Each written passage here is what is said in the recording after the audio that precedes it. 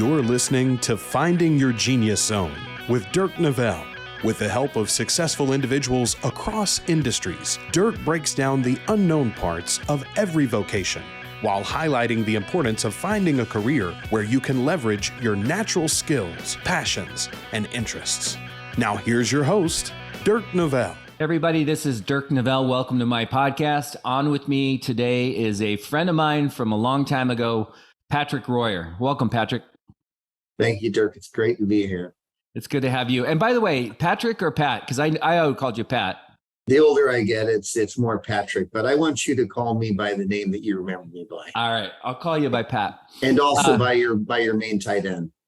That's right, exactly. So Pat and I went to high school together, and just a little backdrop on him before I flip it off back to him. He's just one of those guys, like, you know, we had a really small high school, really, really great class. And Pat was one of those guys I played sports with. But what I loved about Pat was he had his range of skill sets. Like, he was not only a really great athlete, super nice guy, but talented musician. One of the first guys I ever really saw breakdance in public.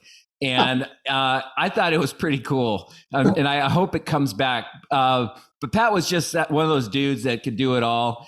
And anyways, you know how life goes. People graduate, move on. And then years ago, I kind of rekindled it with Pat. I saw him at a reunion, and one of those guys that I wish I could see more. But I was really excited to have him on because he's a different flavor of a guest that I've had in terms of his background. And to be honest, it's an industry that I know very little bit about. So I'm going to be asking some dumb, basic questions. But Pat, why don't we do this to start it off? If you're sitting at a coffee shop or whatever, and someone just asks you what you do, how would you articulate that? Sure. I am a research scientist in a national laboratory. The focus of my expertise right now is in natural hazard event response and recovery. Things like hurricanes, floods, major power outages across the country, that sort of thing. So then, okay, so your skill set or your role is, there's probably a lot of an analysis done to like understand, like, say, Puerto Rico, you mentioned earlier. Right. So are you trying to come up with strategies to minimize the damage, or are you most of like a post event issue? Like, okay, this just happened and now I got to come in and figure out how to, minimize the whatever. Like, are you like, and by the way, who hires you? Or is it governments? Right. So let me answer the last question first. Much of the work is federally funded, like you say. So Department of Energy, there's a sub-entity post Hurricane Maria, which is called Recovery and Response. So it would be down those lines. I do write quite a bit of proposals through academia, Natural Science Foundation. We also work with private industry as well. Okay. So like, what do you, I'll ask it again, because I'm still trying to understand it. Like, they hire your company and they are saying, listen, we need to look at the future and the past of like natural disasters and energy. And like, so then they call you and they say, okay, we need a project done. Is that like a year-long process? I mean, walk us through a typical project. I mean, how long are you with them, or is it a 5-year program? And like, what exactly are you doing? Like, I know you're kind of the lead guy, but what does that mean? Yeah. Okay. So typically that's what we call a period of performance, and it's usually bound on the start and end by fiscal. So our fiscal starts every October. More often than not, these are 3 to 5 year studies. It's less typical to have something that goes 10 years. So they're at least a year, if not longer. My role is a principal investigator. So I kind of lead a team of scientists that has worked on the study. And there's all different kind of flavors of scientists in there that would do something. So my expertise within the natural response and recovery is actually data scientist. So I do a lot of cloud architecture, a lot of on the streaming analytics type stuff, big data ingestion. Then we have a separate group, which are SMEs, subject matter experts. And these would be people that specialize in the electrical grid, power recovery, transformers at the transmission and distribution level. So I kind of run that entire group and see that the project kind of makes its way from start to finish. Okay, so 3 years maybe is an average, or maybe about 3 years. Let's say. Okay, so you guys do this 3-year report or this analysis, and then in a simplified version, here's the report. San Juan, Puerto Rico, or whatever. Yeah. What is it? What are you like? Is it? Walk me through. Like, what is it? The solution comprised of? Is it like? Are you telling him to put in new roads, build in new? Like, what exactly are you proposing? Sure. Right. Well, there's two parts. There's typically a report, and with the kind of a technical report or a summary of what you found. There are also publications along the line. So there's publications that you're targeting for peer review journals, and that just kind of makes from an academic perspective, the whole study is a bit more robust when you do that. But the other part of what I do is actually developing online tools. So they're typically cloud-based tools, end-to-end analytics. So during this period, we won't wait till the end of period performance, but we'll be delivering tools and productionizing tools. And these are tools that our sponsors and our partners, in the case of Puerto Rico, for example, this is Luma Energy, and they will use these tools. So there'll be some level of password protection, some word of security around the data, but they will actually run their analytics with tools that we provide. So separate from some maybe more typical projects is where you have a study period, you have some elicitation, you have some kind of cyclical work, and then a report. This is what I do is more we produce tools and productionize tools. So these are tools meant for some near real-time or real-time analytics. You're streaming data, you're looking at data, and then there's usually a companion report that comes with it. Okay, so if someone has these tools in play and they're watching, is it something as maybe, okay, we're monitoring temperature 200 miles off the coast, and like hurricane, we all know what hurricanes are. Is that the kind of data that? Okay. Yep, you got it. You nailed it. Okay, so kind of taking it back home a little bit, I'm just curious. I had this conversation the other day with a gentleman. We were talking about, I just love the Northwest. I like sun, but I don't like heat, humidity. I don't like snakes, crocodiles. So like Florida is not your place. No, my dad used to play football there too. But I like it here. And so we were talking about like, what are we scared of here? Like what could get us? And we talked about like earthquakes and tsunamis. Yeah. So like, would a tsunami be an example of like, hey, we need help on what happens if Ocean Shores gets hit or something like that? Yeah. Is that something that you would do?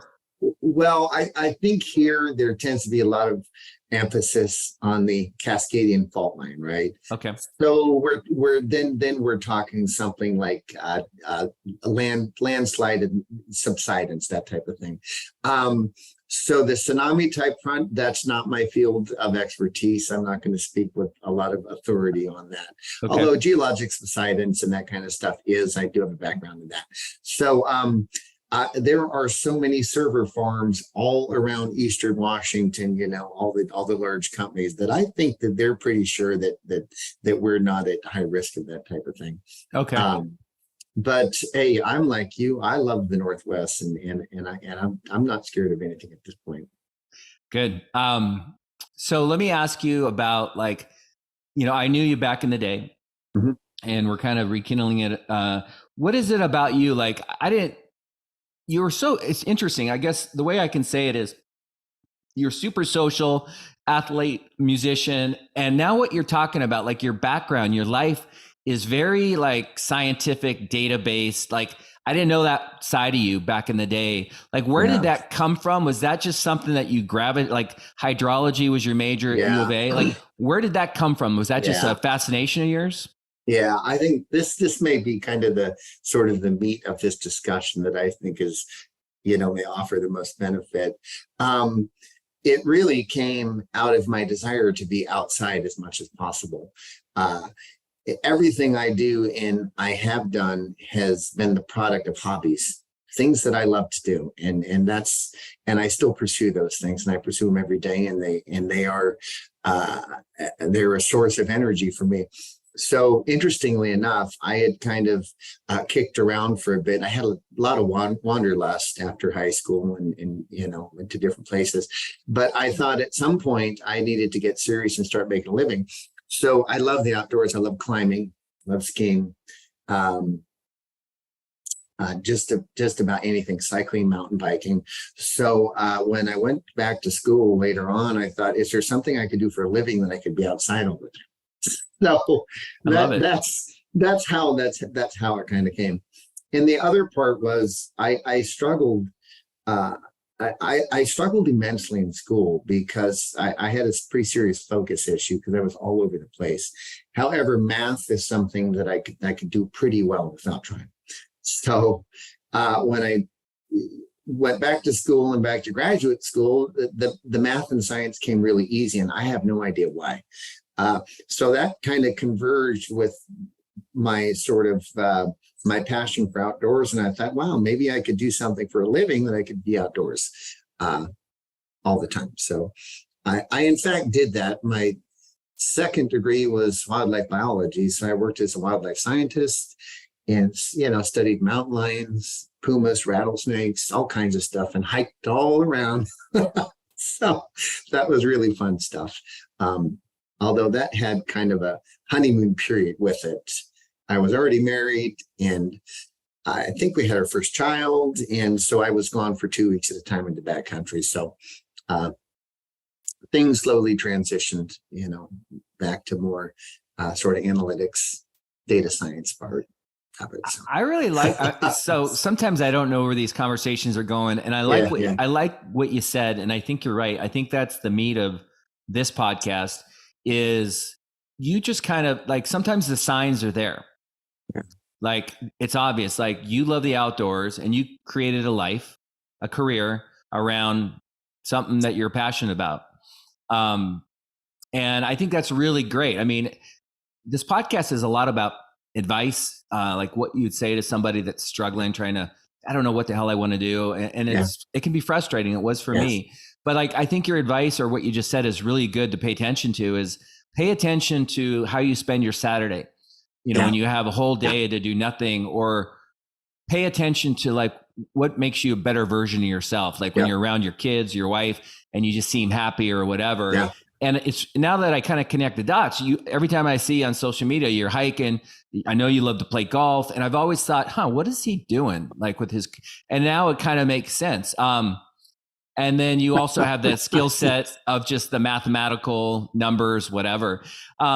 What's your day like? Like, okay, by the way, I don't want to forget saying this, but that's okay. When I was reading your bio, sometimes, and I'm not the smartest, I'm not the dumbest guy, but sometimes it takes me a few times to like really, like once I get it, I get it. But sometimes it takes me a while, like, okay, what exactly does Pat do? But you know what I thought after reading it? I thought of those movies where they have end of the world disasters. And they call in this good looking scientist or this dude and then he puts together this special team to save the world. And I almost feel like that's your future, maybe a movie or on you, but like whether it's like a specialty of geology or whatever. But in my mind, I'm thinking, all right, this is kind of cool what he does. Tell me about your day. Like you said, you're standing up all day doing Zoom calls. Yeah. Who are you talking to? What are you talking about? I mean, is it data driven? Or do you consider it fun? Is it boring? I mean, how would you describe your day? Right. So the standard day it's different by day, is different every day. And of course, every week looks a little different. What I try to do is kind of the real cognitive heavy stuff first thing, right? I'm up, a little quiet time, cup of coffee, and before I even check email, that's an art form in itself that I don't have mastered. I'm trying to figure out.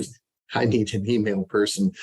So if there's any real cognitive heavy stuff, and that's normally publications and proposals, it's the stuff you need 100% of your full brain to do.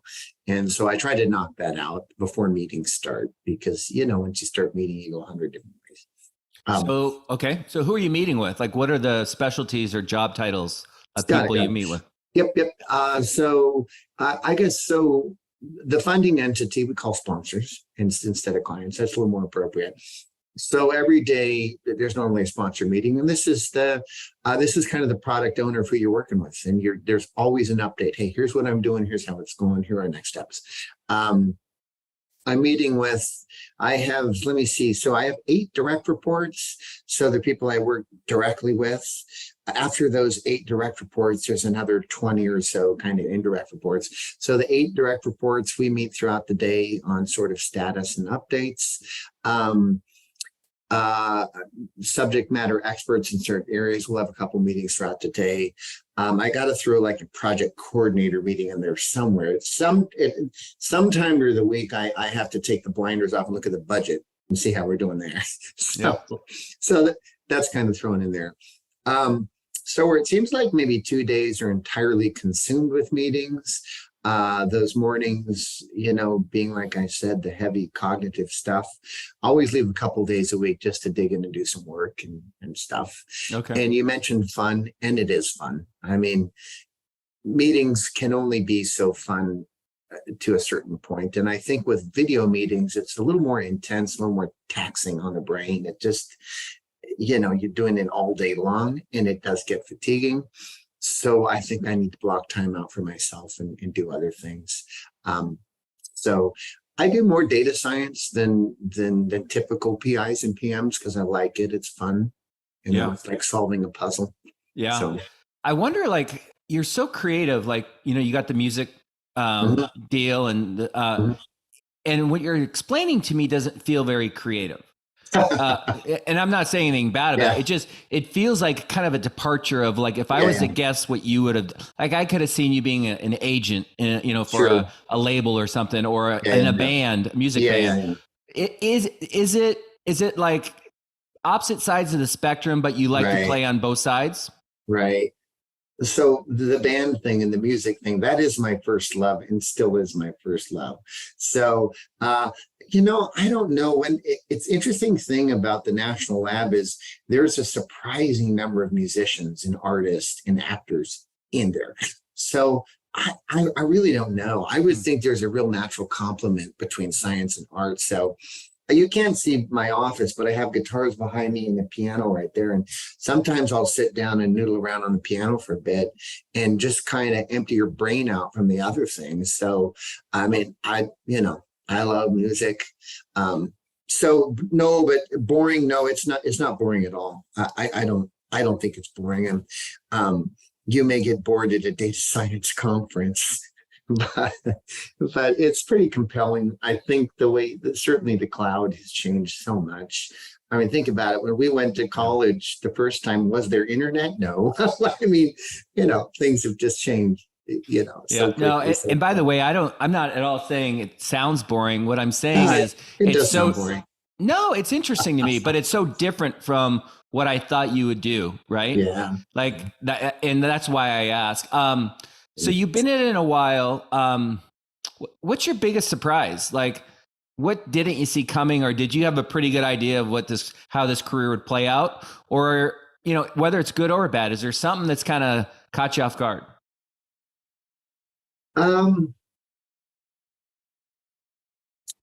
Yeah, I think my biggest surprise is I was more inclined to leadership than I ever thought. So I think, for example, not to put you on the spot, you're a leader, right? I have an older brother, Chucky. He's a leader. I look at a lot of leaders. But I think that some of that just kind of fell onto me, and I didn't expect that. A little more responsibility than I was anticipating. I always thought it would be just kind of sort of, I want to be in a quiet space doing my own thing. Just tell me what to do, kind of thing. But I think there's been a lot more kind of natural leadership that's transpired, and I didn't expect that. Okay. But it's been fun. So everybody wants different things out of their career, their job. Like, what would you say the 2 or 3 non-negotiables are for you? Like, I mean, I don't even like freedom. I mean, do you have freedom? Compensation, politics, like what are the things that you get out of your career that you're like, I'm really glad that these are part of what I do? Sure. Well, work-life balance, it's the highest priority for me. I think we have to have a lot of fun as adults, and I don't think we should ever stop having fun. I did recently, golf is a more recent thing, right? So I've been playing more seriously for about 1 year and 2 months. And by the way, I'm horrible. But even that little bit of fun throughout your day, throughout your week, something different, just to mix it up, just puts your mind in a good spot. I play with a bike polo team. It's mountain bike polo, which is really fun too. So those little injections of something totally different. So you asked, what are my priorities? And work-life balance is number one. I need time with my family. When I first started, I was traveling a lot, and I changed that. My kids are grown up. So work-life balance, family. I'd say, intellectual stimulation to a certain degree is for me. Compensation, that's kind of a tough one, right? It certainly had nothing to do with my choices for work. I didn't think about that at all. And I started, and the world may completely disagree with me, but that wasn't whatever I was, that certainly didn't drive any choices, for better or for worse. So in your line of work, and I'm not at all asking like what you make, but I think it's really interesting for people to understand how they're compensated. So sales, commission, like are you a W-2 employee that gets a base salary, or are you paid based on the project that you're working on? It's certainly W-2. Okay. But the national labs are outstanding at recognizing hard work. And so, again, I think I said this earlier. I mean, I basically, after high school, I just kicked around for a long time, not quite sure what I was going to do, played music, traveled, all these sort of things. But when I went back to school, got my graduate degree, I was really serious and focused. And so the national labs are outstanding place to recognize someone that wants to work hard, and you're on a really quick, you're on a quick trajectory to make your way up, as far as you want to go. And it's been an awesome place to work. And so is there an average size? Like, is it 500 employees, 100 employees, 50? Yep. So P&L actually has 8,000. It's one of the larger national labs. Okay. But they're all in the order of several thousand. I think Lawrence Livermore is probably one of the smallest. But P&L is quite large. Okay. I know your daughter's 19, my daughter's 18. Sooner or later they're going to start thinking about life and careers. Yeah. Well, like, what's your advice? Let's just say your daughter was struggling, like, Dad, I really don't know what I want to do. And kids can take it hard, or even people in their 30s and 40s.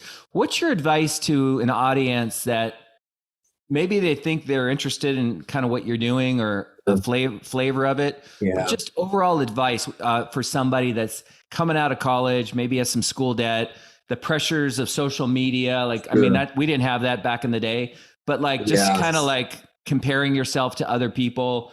Like, what would you say to somebody to try to get clear on what they should be doing, or how they should maybe choose a career? Sure. Yeah. I'll just address the overall question, but I would like to talk about my kids after that. If I have time, you can edit it out or whatnot. But I had heard one time, and I'd like to know who said this, but it was, out of your top 2 hobbies, make a living at the second one and keep the first one as your main hobby. And that has been so true for me throughout my life. I just can't explain it. But I'm also coming from the vantage point of someone who is just a hobbyist and really likes to do a lot of different things. But that has been so true for me. It's like, and you said it earlier, what would you naturally do on a day off? What do you want to do? And then find a way to make a living at that. And so data science sounds incredibly boring to you. I mean, finance sounds boring to me growing up, but I know there's a lot of love and passion for economics and the way numbers work and the way businesses work. And so not to say that someone's love is going to be music or outdoors or something. It can be anything, right? But again, what I heard and what constantly goes through my mind, which has worked, and I tell my kids, is find your favorite things to do, right? And find a way to make a living at one of those things, because you can absolutely do it. I think we're really privileged to live in the United States where that can come true, as cliche and corny as it sounds, right? It's land of opportunity and dreams. Yeah. By the way, I don't think what you do is boring. I don't know anything about what you do, so I don't want you to. That's okay. I don't want you to think the host is calling your career boring. No. And by the way, finance is boring. What I do, it's not. I mean, here's a problem. Like what I do, like I'm different than you. We all have our unique skills, and so what I don't get to do is be me in my career. Like the things that maybe if you were to describe Dirk. Mm-hmm. Those aren't necessarily like moving the meter or moving the I'm in a very commoditized business where there's a lot of people that do what I do, and a lot of the things that make me unique don't really get used in my career. And so for me, I have these tools, these things that I naturally am, and I want to use more of them. So I like interviewing. Oh, I see. And I like what I do, but it's not like I'm super passionate. I just like to help people, and I like to help certain kinds of people that see value in me. But I mean, you're right. Financing can get boring. But I think that it's important to think about these things because people pursue careers, but they don't know what the lifestyle is behind it. If you were to kind of rewind the clock, go back to U of A, knowing what you know, would you have done it the same way, or would you have changed it up a little bit? Exactly the same. I don't think I would have changed anything. In fact, I would have rewound all the way to post high school, and I still would have taken the time off I did before I went back to school. Right. I would have done the same thing. And we're talking about a 10 to 15 year period of, I wasn't bummed by any means. I was responsible, but I traveled a lot, hiked a lot, climbed a lot. And I wouldn't change that at all. And in fact, when I interview people, those are the questions I ask them, because we get a lot of applicants straight out of high school to college to internship to the lab, and they may be 21 or 22, but I'm always interested in that person that's 26, 28 or 30. And I say, well, what did you do? And so sometimes they get, well, I was a guide here. I worked in retail. I worked in food. And I like that. I'm more inclined to hire that, to be real honest with you. Okay. Just because they got some of that stuff. But no, I think your first question is from college on, would I have done the same thing? Yeah, I think absolutely. I wouldn't have changed anything. And that's what I encourage. I try to encourage my kids, but they'll do whatever you don't say. So I gotta do something. No, I get it. Do you have freedom? Like you said, life-work balance, but can you shut it off at 5 or 6 or whenever, and then just go golfing and not have to check your phone? Or are you in a career that you're always looking at your phone? I don't do any work from my phone. We have the option to put the app on our phone and all that stuff. I don't answer phone call.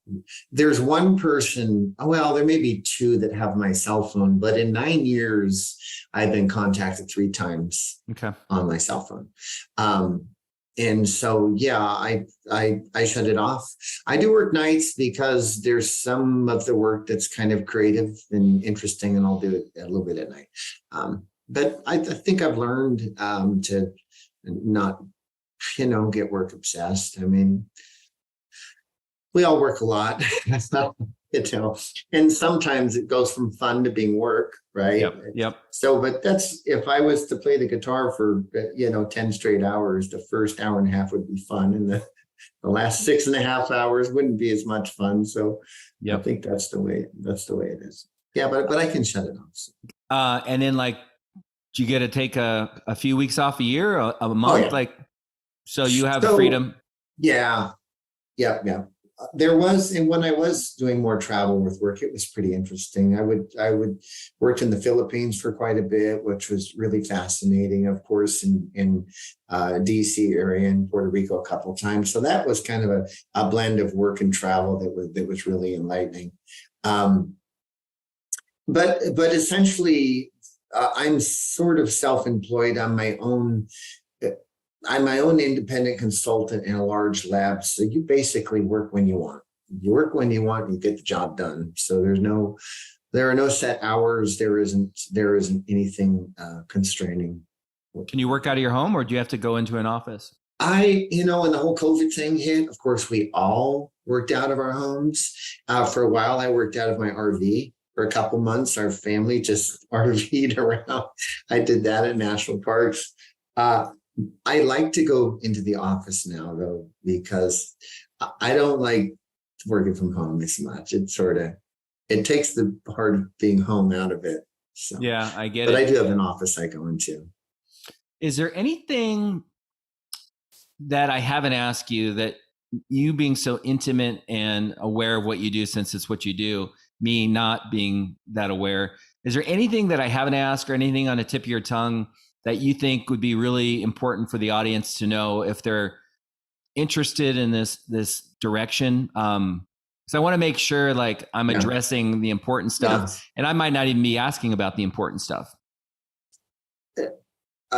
I think, to your credit, I think you did a great job at asking those questions. Okay. I don't think you miss anything big. Even my own kids, they're always like, I don't get what you do, Dad. You probably know more about what I do than my wife does now. And we've been married 24 years. And I had this feeling. So it's hard to explain sometimes. So yeah, no, I'm just curious. If I do ask my guest, and I kind of think I might know the answer, I always ask them, let's just say what you do, your career, your industry was off the table. You couldn't. Mm-hmm. What is your dream job? I couldn't do it. You can't. You can't play the safe and say, I'm doing what my dream job is. But what is like what would be like bliss for you? So I'd certainly go back to music. I would love to do that. Right. That's my favorite. And I'm still working on doing that. My youngest daughter and I are working on an album together right now.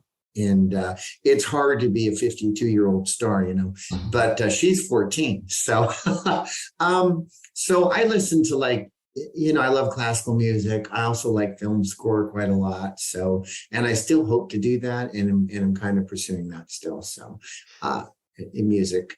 Yeah. You would laugh, but my answer is writing film scores.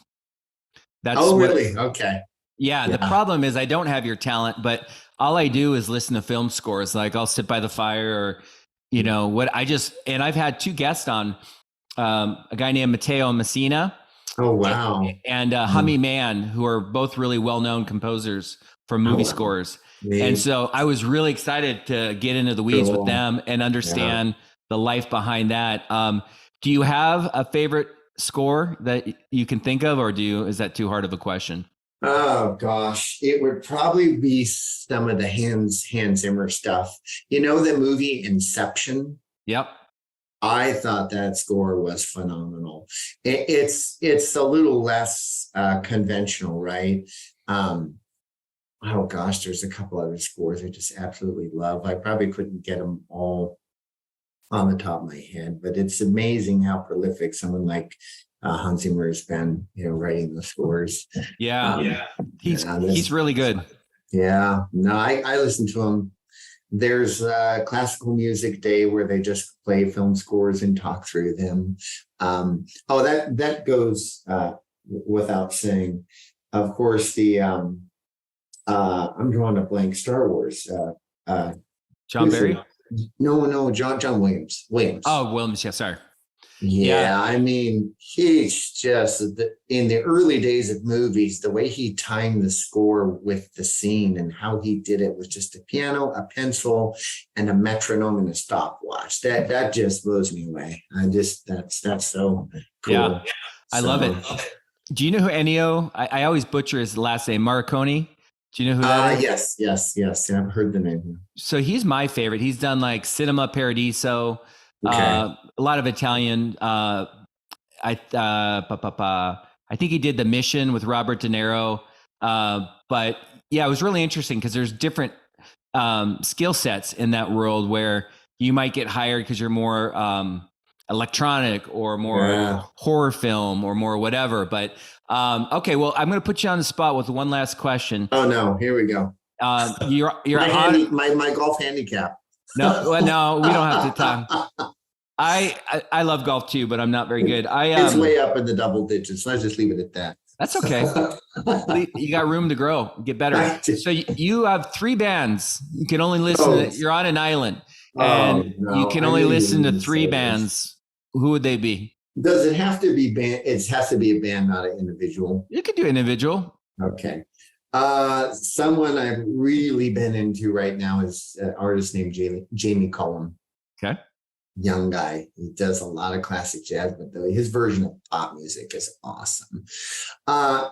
And out of our notorious, very popular bands, I got to go with the Beatles. I just do. There's so many. They reinvented themselves so many times in slightly different flavors, and those guys are amazing. So I've only got one more choice. No, I've got to go with something a little older. Fleetwood Mac. Yeah, there's a cover of this girl. She sings one of the Fleetwood. It's one of the best covers I've ever heard. I think she's one of the top YouTubers. But I'll send you that link later today. Cool. Mine are Pink Floyd, Zeppelin, and Neil Diamond. Nice, cool. Yeah, I kind of like the mix. But Beatles are top 5. Yeah. But I only asked for 3. But hey, Pat, I really appreciate it. You're a great guy, and I hope to see more of you. I think you're only about 2.5 hours away from me. Yep. So we need to find some time to go hit the ball. And, I really hope so. Yep. I would love that. But I appreciate you coming on. I think I learned a lot, and I know the audience will as well. So have a great day, and I know we'll talk soon. Thanks much. All right.